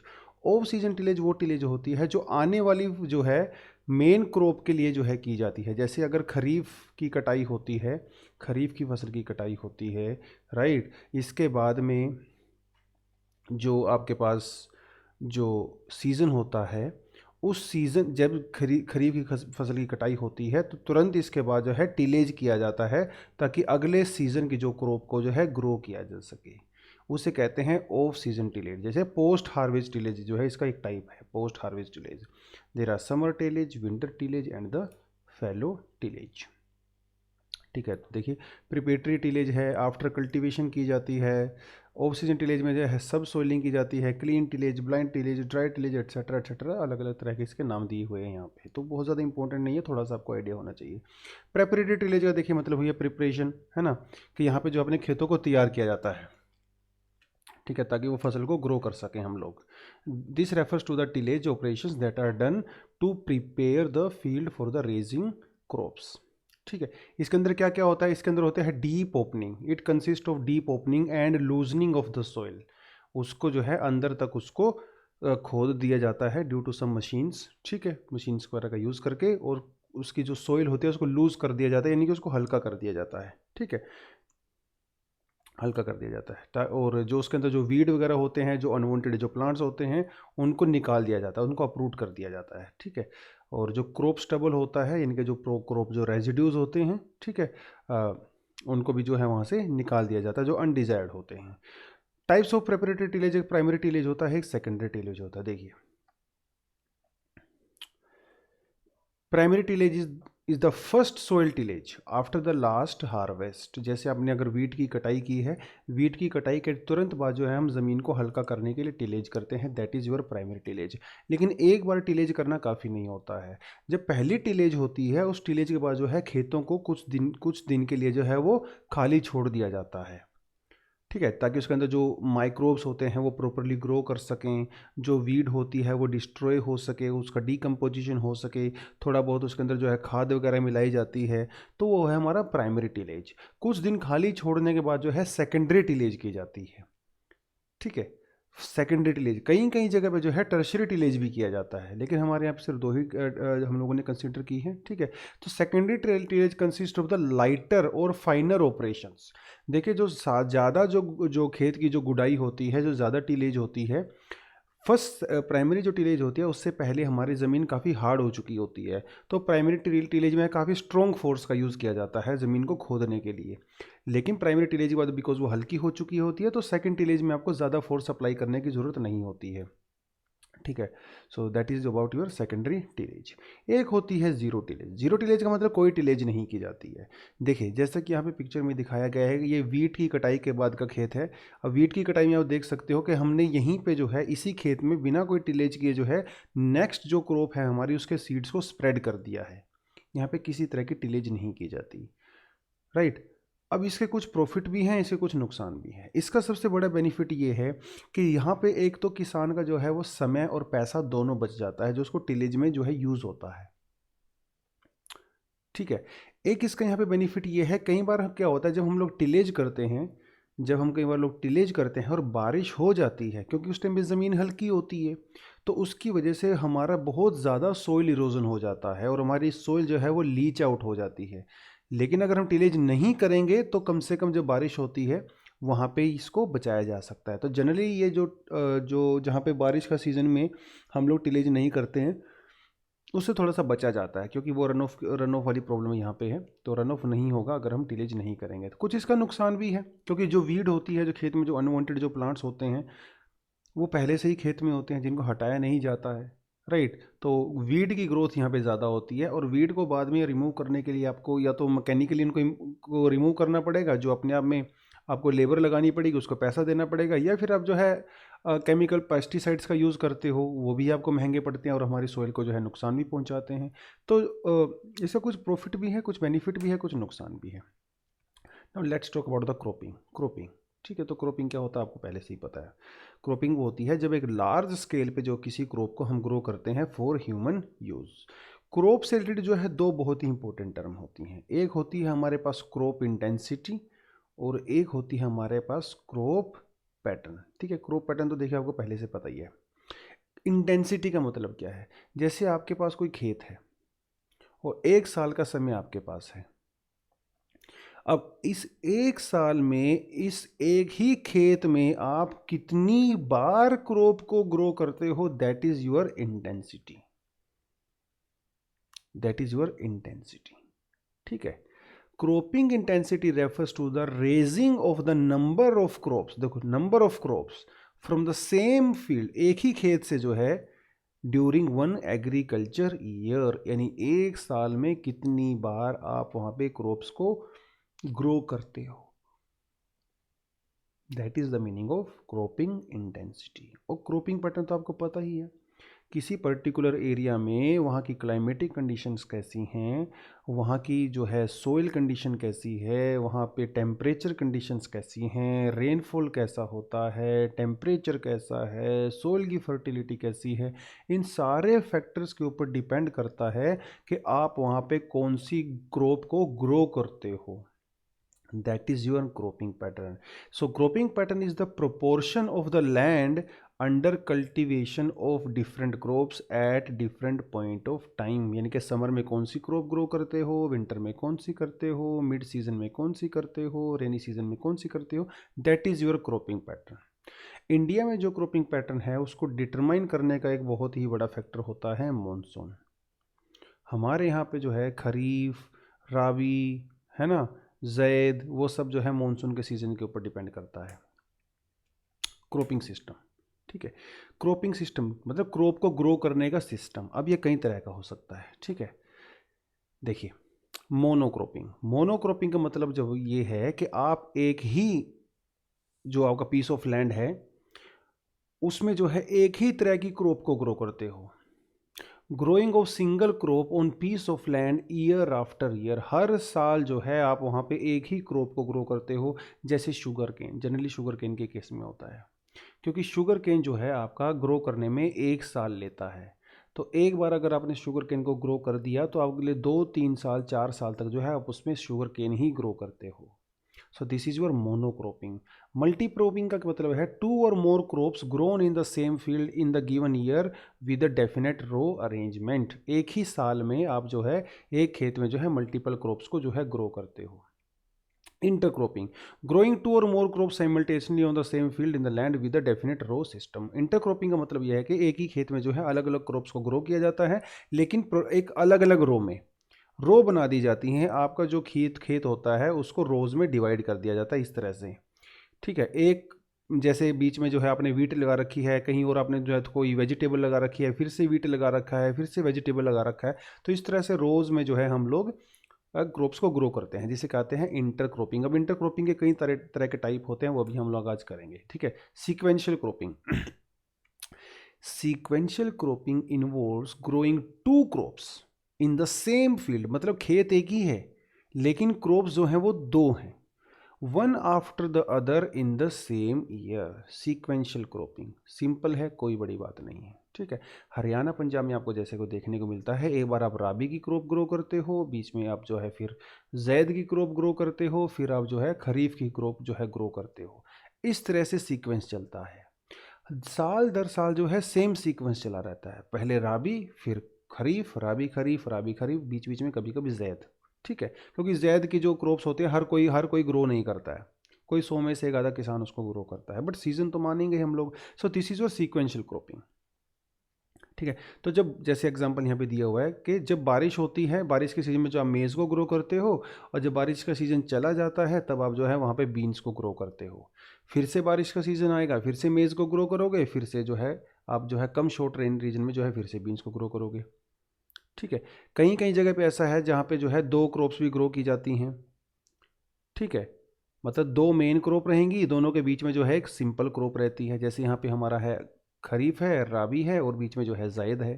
ठीक है, generally जहाँ पे irrigation facility अच्छी होती हैं, देखिए जितनी ज़्यादा क्रॉप आप उगाओगे आपको उतना ही पानी कंज्यूम होगा। तो it depends upon the irrigation as well. If you have good irrigation facilities then you can grow 2 or 3 crops as well. ठीक है, जैसे जो गंगा रिवर है उसके जो साइड्स में जो है वो इस तरह की क्रॉप्स ग्रो होती है, नियर टू दोज एरियाज। उन गाँव वगैरह में जो है 2-3 क्रॉप्स जो है ग्रो की जाती है, क्योंकि वहाँ पे पानी जो है काफ़ी होता है।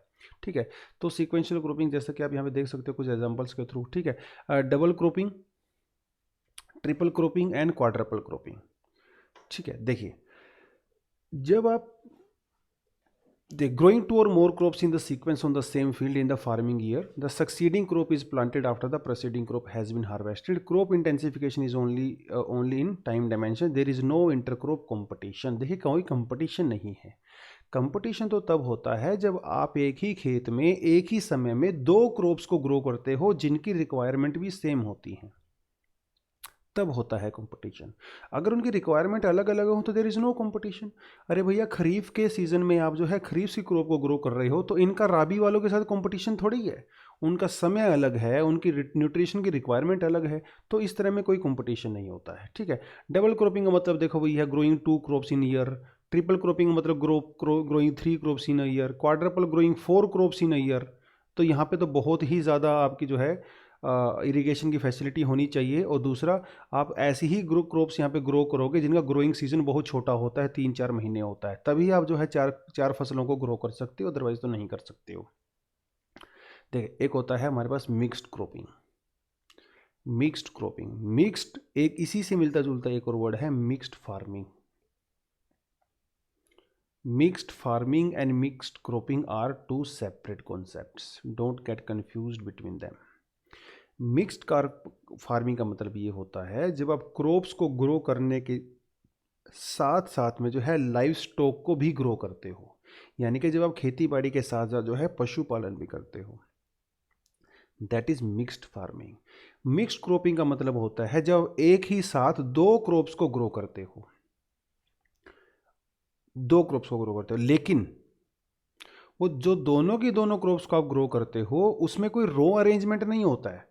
जैसे ये कोई खेत है आपका, जैसे आपने ये रो बना दी, अलग अलग रो में जो है आप अलग अलग क्रॉप्स को ग्रो करते हो, that is not mixed cropping. Mixed cropping का मतलब होता है कि आपके पास एक ही खेत है, आपने जो है दो सीड्स लिए, दोनों को मिक्स किया और इस खेत में जो है एक साथ ही डाल दिया. इसमें कोई डिस्टिंक्शन नहीं होता है. No distinction. That is your mixed cropping. Distribution of the seeds of both the crops or dibbling the seeds without any row arrangement, उसे कहते हैं मिक्स्ड इंटरक्रॉपिंग और मिक्स्ड क्रॉपिंग. देखिए इसका सबसे बड़ा बेनिफिट क्या है, इसका ऐसा क्यों जाता है, इसको किए जाने के जो है कई सारे रीजंस हैं, जिनमें से एक सबसे बड़ा रीज़न है it prevents the failure of the crops. कैसे? लुक, जैसे आपने किसी एक खेत में जो है दो क्रॉप्स को जो है बीज को आपस में मिक्स करके यहाँ पे डाल दिया. जैसे मैं अगर आपको मान लो एग्जांपल देता हूँ, जैसे आपने जो है मेज़, ठीक है, और मेज़ के साथ आपने जो है मिक्स करके जो है जैसे मान लो कोई लेग्यूम प्लांट्स है, कोई अरहर की दाल है, सपोज आपने ये डाल दिया. अब अगर कोई डिसीज़ आता है, सपोज मेज़ की फसल में कोई डिसीज़ आ गया, तो डेफिनेटली वो मेज़ की फसल को तो डिस्ट्रॉय करेगा ही करेगा, लेकिन क्या वो अरहर को भी डिस्ट्रॉय करेगा? नो. तो in the case of some disease only one crop is destroyed, another crop is still safe and sound. तो इससे जो है क्रॉप्स के फेलियर को बचाया जा सकता है. It can minimise the risk of the failure of one crop and ensure against crop failure due to abnormal weather conditions. कोई डिसीज़ भी आ सकता है, कोई फ्लड भी आ सकता है. एक हमारी क्रॉप ऐसी होती है जो फ्लड के लिए बहुत सेंसिटिव होती है, दूसरी क्रॉप ऐसी होती है जो फ्लड के लिए थोड़ा सा रेजिस्टेंट होती है, तो वो फ्लड को जो है बियर कर सकती है. ठीक है, तो आप डिसीज़ भी ले सकते हो, यहाँ पे आप वेदर कंडीशन भी ले सकते हो. ठीक है, अब यहाँ पे एक चीज़ और है, जैसे आपने मेज़ और अरहर दोनों को जो है एक ही खेत में आपने जो है वो ग्रो कर रहे हो, इनका दोनों का जो मैच्योरेशन पीरियड है वो अलग अलग होना चाहिए. एक साथ मैच्योरेशन पीरियड नहीं आना चाहिए, तो उनकी जो है कटाई हार्वेस्टिंग बहुत मुश्किल हो जाएगी. तो जैसे अगर आपके मेज़ अगर वो मार्च में अगर मैच्योर हो रहा है, मार्च के महीने में, तो अरहर जो है आपकी अप्रैल के महीने में मैच्योर होनी चाहिए. ये जो मैच्योरेशन पीरियड है दोनों क्रॉप्स में वो अलग अलग होना चाहिए, तभी आप जो है मिक्स क्रॉपिंग कर सकते हो, अदरवाइज वो पॉसिबल नहीं है, क्योंकि हार्वेस्टिंग में प्रॉब्लम हो जाएगी अगर दोनों का पीरियड सेम हुआ तो. दूसरा इसमें एक और रीज़न है, ये भी है, देखिए बड़ी एक इंटरेस्टिंग चीज़ है, यहाँ पे बताता हूँ आपको। जो दोनों क्रॉप्स हम लोग यहाँ पे ग्रो कर रहे हैं, दोनों क्रॉप्स ग्रो कर रहे हैं, दोनों क्रॉप्स में जो है उनकी हाइट भी अलग अलग होनी चाहिए, उनकी जो है हाइट भी अलग अलग होनी चाहिए। अगर दोनों क्रॉप्स की हाइट सेम होगी तो कटाई नहीं हो पाएगी। एक जो है आपकी क्रॉप छोटी होती है, दूसरी क्रॉप जो है वो टोल होती है, तो टोल को जो है वो हार्वेस्ट करना, उसकी कटिंग करना इजी हो जाता है। तभी आपकी मिक्स्ड क्रॉपिंग पॉसिबल हो पाएगी जब दोनों की हाइट सेम होती है।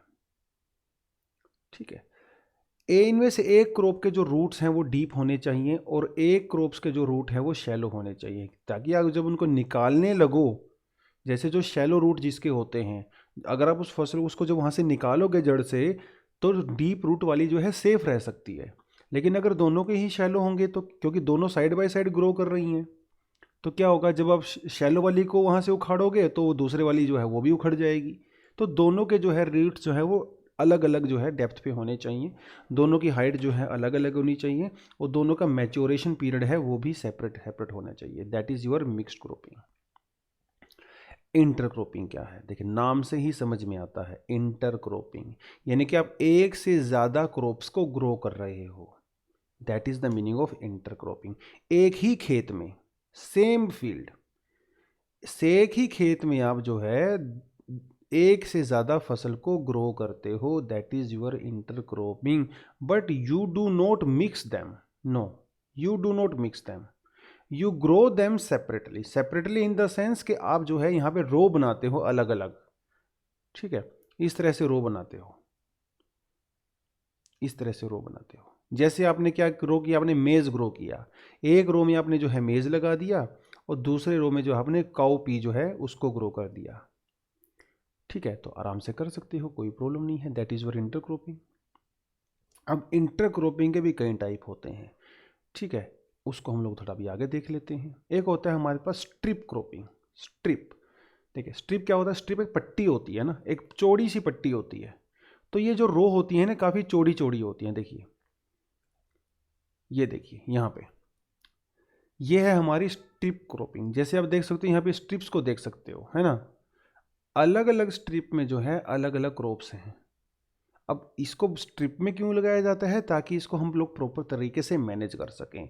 अगर ये स्ट्रिप्स बहुत ज़्यादा थिन होंगी, अगर ये ब्रॉड नहीं होंगी, तो मैनेज करना मुश्किल हो जाएगी, नहीं कटाई वगैरह करना मुश्किल हो जाएगा।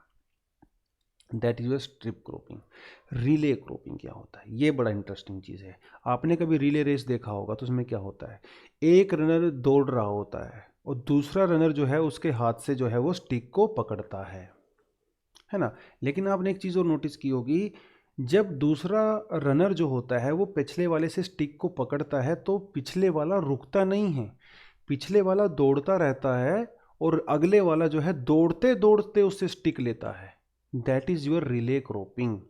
रिप्ले क्रॉपिंग में भी ऐसा ही होता है, जब एक फसल जो है वो मैच्योर हो जाती है, उसकी कटाई से पहले ही हम लोग जो है दूसरी फसल को भी वहां पे ग्रो करते हैं। That is the meaning of relay cropping. Suppose यहाँ पे एग्जांपल लिया है राइस और कॉलीफ्लावर, राइस और कॉलीफ्लावर। राइस की फसल सपोज आपके जो है 15 और मार्च को जो है वो उसको आपने हार्वेस्ट करना था, उसको कटना था 15 ऑफ मार्च। लेकिन आपने जो है 5th ऑफ मार्च को जो, या 1st ऑफ मार्च को ही आपने क्या किया, कॉलीफ्लावर भी वहाँ पे लगा दिए। तो पहले वाली फसल कटी नहीं है, लेकिन दूसरे वाली फसल को हम लोगों ने बीच में ही उसको भी ग्रो करने के लिए डाल दिया है, उसको भी प्लांट कर दिया है। That is your relay cropping. When second crop is planted before first crop is harvested, that is your relay cropping. Row cropping तो नाम से ही पता चल रहा है, अलग अलग रोज में जो है अलग अलग क्रॉप्स को हम लोग ग्रो करते हैं। पैरेलल क्रॉपिंग में जो है पैरेलली उसको ग्रो करते हैं। ठीक है, आप यहाँ पे देख सकते हो। ठीक है, मिक्स क्रॉपिंग कर रखा है, ये देखिए रो क्रॉपिंग है। ये रो क्रॉपिंग अलग अलग रोज में जो है अलग अलग क्रॉप्स को हम लोग ग्रो कर रहे हैं, इनकी हाइट अलग है, इनका मैच्योरेशन पीरियड अलग है। ठीक है, देखिए यहाँ पे रिले क्रॉपिंग हम लोगों ने कर रखा है, oats plus soybean, oats plus soybean. ठीक है, multi storage cropping. Multi storage. Multi storage नाम से कंफ्यूज नहीं होना है, नाम देख के ऐसा लगता है कि इसको अलग अलग जो है लेवल पे ग्रो किया जाता है, नहीं ऐसा नहीं है। इसमें जो है क्रॉप्स अलग अलग होती हैं लेकिन उनकी हाइट डिफरेंट होती है, that is your multi storage cropping.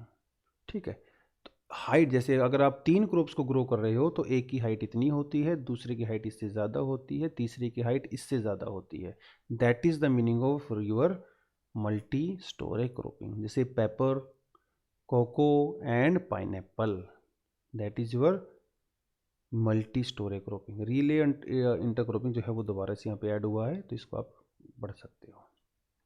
ठीक है, क्रॉप रोटेशन क्या होता है, नाम से ही समझ में आ रहा है, जब आप दो या दो से ज़्यादा क्रॉप्स को रोटेट करते हो, पहले एक को ग्रो करते हो फिर दूसरे को ग्रो करते हो। Growing of the different crops on the piece of land is a pre planned succession. जैसे खरीफ के बाद राबी, राबी के बाद खरीफ, खरीफ के बाद राबी, राबी के बाद Kharif, that is your crop rotation. Simple सा एग्जाम्पल है। इसमें जो है, जो यहाँ पे एग्जाम्पल ये है वो है, देखिए क्रॉप रोटेशन में क्या होता है जनरली, आप क्रॉप को रोटेट क्यों करते हो, बेसिकली पहली तो क्वेश्चन ये है।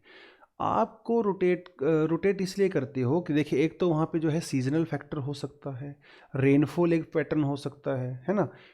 रेनी सीजन में आप जो है दूसरी क्रॉप को ग्रो करते हो जिसको वाटर की डिमांड ज़्यादा होती है, और जो रेनी सीजन चला जाता है तो आप दूसरी क्रॉप को रोटेट करते हो, तो सीजन भी यहाँ पे एक फैक्टर हो सकता है। एक फैक्टर यहाँ पे ये भी हो सकता है कि जो सोइल के अंदर जो न्यूट्रिएंट्स होते हैं, है ना, अब ये जो क्रॉप्स को हम लोग ग्रो करते हैं वो न्यूट्रिएंट को तो डेफिनेटली कंज्यूम करेंगे ही करेंगे, तो हर क्रॉप जो है वो हर न्यूट्रिएंट को कंज्यूम नहीं करती है। अलग अलग क्रॉप्स के न्यूट्रिएंट्स की रिक्वायरमेंट भी अलग अलग होती है। ठीक है, अगर हम एक ही क्रॉप को साल दर साल अगर वहाँ पे ग्रो करते रहेंगे तो वहाँ पे वो स्पेसिफिक टाइप का जो न्यूट्रिएंट है वो ख़त्म हो जाएगा और हमारी सोइल जो है वो इनफर्टाइल हो सकती है। तो हम क्या करते हैं, बीच में दूसरी क्रॉप को भी ग्रो कर लेते हैं जिसकी न्यूट्रिशंस की रिक्वायरमेंट सेपरेट होती है। ठीक है, वो भी एक रीज़न है। जैसे लेग्यूमिनस क्रॉप्स है ना, जैसे जो दालें होती हैं, अरहर है, सोयाबीन है, उड़द है, ये क्रॉप्स को आप ग्रो करते हो। ये क्रॉप्स क्या करती हैं, कुछ न्यूट्रिएंट्स को तो कंज्यूम करेंगी लेकिन जो है नाइट्रोजन फिक्सेशन करेंगी। अब जब आप इन क्रॉप्स को ग्रो करते हो तो आपकी सोइल के अंदर काफ़ी ज़्यादा नाइट्रोजन हो जाता है, वो सोइल काफ़ी फर्टाइल हो जाती है। इसके बाद जब आप राइस को ग्रो करोगे या वीट को ग्रो करते हो, उसकी प्रोडक्शन बहुत अच्छी हो जाती है। ठीक है, तो इसलिए भी करते हैं। वो वाटर वाला आपको मैंने पहले से बता ही दिया है। ठीक है, और मैन्योर वाला भी एक एग्जांपल है। एक क्रॉप जो होती है बहुत ज़्यादा मैन्योर यानी कि जो खाद होती है उसकी डिमांड करती है, दूसरी क्रॉप जो होती है उसकी डिमांड नहीं करती है, तो इस वजह से भी क्रॉप का रोटेशन किया जाता है। ठीक है, सस्टेनेबल एग्रीकल्चर क्या है, सस्टेनेबल का एग्रीकल्चर मतलब वो है कि ऐसी एग्रीकल्चर जो लंबे समय तक सस्टेन कर सके, ऐसी एग्रीकल्चर जो हमारे सोसाइटी के साथ और हमारे इकोसिस्टम और हमारे एनवायरनमेंट के साथ प्रॉपर बैलेंस में रहे, ताकि जिसको लंबे समय तक हम लोग प्रैक्टिस कर सकें। ऐसी एग्रीकल्चर जो हमें आउटपुट तो दे ही दे, साथ में जो है हमारी सोइल की फर्टिलिटी का भी ध्यान रखे नेचुरल तरीके से, that is your sustainable agriculture. तो डेवलपमेंट भी ऐसी होता है, सस्टेनेबल डेवलपमेंट ऑलरेडी हम लोग कर चुके हैं। सस्टेनेबल डेवलपमेंट भी वो डेवलपमेंट होती है जो लंबे समय तक सस्टेन कर सके, और कोई भी डेवलपमेंट तब तक जो लंबे समय के लिए सस्टेन कर सकती है अगर वो उसने अपने एनवायरनमेंट के साथ, अपने एटमॉस्फेयर के साथ प्रॉपर बैलेंस बनाया हो, अदरवाइज तो सस्टेन नहीं कर सकती। कंजर्वेशन एग्रीकल्चर, फिर से वही बात है, सस्टेनेबल का ही मिलता जुलता है, इसमें कोई ज़्यादा फर्क है नहीं। कंजर्वेशन एग्रीकल्चर में आप क्या करते हो, मिनिमम सोइल डिस्टर्ब करते हो, यानी कि यहाँ पे फर्टिलाइजर्स वगैरह का काफ़ी कम यूज़ करते हो। अगर फर्टिलाइजर का यूज़ करते भी हो तो वो आपके जो है ऑर्गेनिक होने चाहिए। ठीक है, केमिकल फर्टिलाइजर्स नहीं होने चाहिए। ठीक है, that is the thing. Maintenance of permanent soil covers, ठीक है, ताकि सोइल के अंदर मॉइस्चर बना रहे, सोइल जो है वो ड्राई ना हो। क्रॉपिंग सिस्टम डाइवर्सिटी, ठीक है, क्रॉप रोटेशन, देखिए आप अगर क्रॉप रोटेशन करोगे और अलग अलग क्रॉप को लगाओगे वहाँ पे, तभी जो है उसकी फर्टिलिटी भी मेंटेन हो सकती है, अदरवाइज तो मेंटेन नहीं होगी। ठीक है, monoculture of the food crops comprising cereals and the pulses along with the plantations form the basis of the food security and livelihood of the millions, thus avoiding this can not be within the principle of conservation agriculture. मतलब ये कह रहा है ये कि अगर conservation agriculture का मतलब ये नहीं है कि आप सीरियल्स को ग्रो करना बंद कर दो। अब सीरियल्स को तो ग्रो करोगे ही करोगे, क्योंकि उसके बिना तो फूड सिक्योरिटी नहीं है, right. Organic farming, all of you know what is the meaning of organic farming. Organic farming का मतलब ये होता है कि जब आप अपनी एज अ फर्टिलाइज़र जो है केमिकल फर्टिलाइज़र्स का यूज़ नहीं करते, आप सिर्फ और सिर्फ ऑर्गेनिक फर्टिलाइज़र का ही यूज़ करते हो, that is the meaning of your organic farming. ठीक है, according to FSSAI, organic farming की डेफिनेशन क्या है? Organic farming is a system of farm design and management to create an ecosystem of agriculture production without the use of synthetic external inputs, यानी कि हम लोग बाहर से कोई भी सिंथेटिक फर्टिलाइजर और केमिकल्स का यूज नहीं करेंगे, that is the meaning of your organic farming. Organic farm produce means the produce obtained from the organic agriculture, while organic food means food products that have been produced in the accordance with the specific standard for the organic production. ठीक है, तो मतलब हम किसमें बाहर का कुछ भी यूज नहीं करेंगे, that is the meaning of that. Now you can see this diagram as well, what is written over here, no synthetic fertiliser, हम सिर्फ ऑर्गेनिक फर्टिलाइजर का ही यूज करेंगे, लोकल रिसोर्सेज का ही यूज करेंगे, lower water consumption, increase soil organic matter, reduce soil loss, lower energy use, crop rotation, no agrochemical etcetera etcetera. These are the components of your organic farming. ठीक है, तो आप यहाँ पे देख सकते हो components of organic farming, crop rotation, biological management, animal husbandry, bio fertiliser, manures, vermicompost, green leaf manure etcetera etcetera. ठीक है, so that is about your organic farming.